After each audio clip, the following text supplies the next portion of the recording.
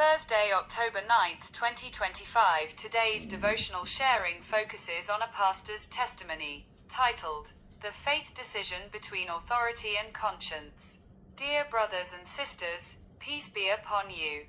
I recently heard the struggle of a young soldier.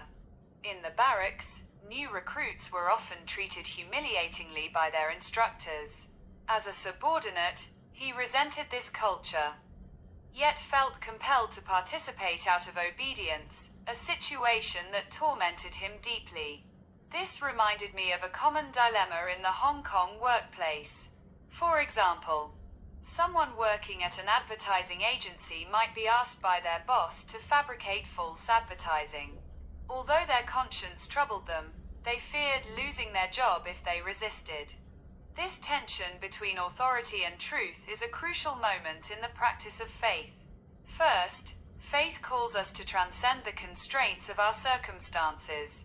Romans chapter 12:2 reminds us, "Do not be conformed to this world, but be transformed by the renewing of your mind, that you may prove what is God's will, His good, acceptable, and perfect will."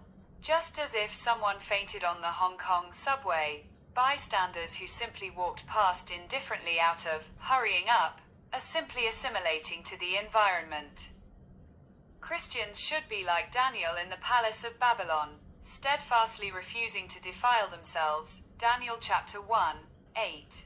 This isn't reckless defiance, but rather wisely living out principles.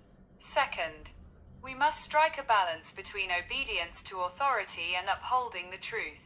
1 Peter chapter 2:16 instructs us, "As free men, do not use your freedom as a cloak for evil, but live as servants of God."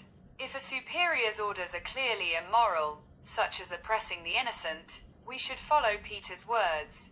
We must obey God rather than men. Acts chapter 5:29.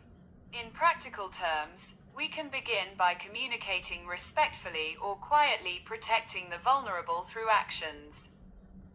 As in a Hong Kong tea restaurant where senior employees privately mentor new employees, preventing them from being scolded and fired by the boss, thus countering the oppression of seniority culture.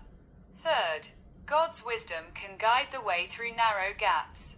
Proverbs chapter 3:5-6 promises, "Trust in the Lord with all your heart, and do not lean on your own understanding.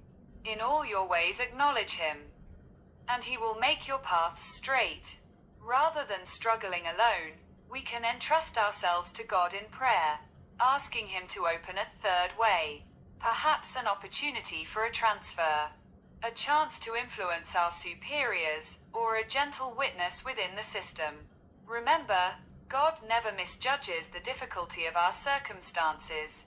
His grace is sufficient for us. May we, in our respective barracks, rely on the Lord to live a life of obedience to authority while maintaining our witness.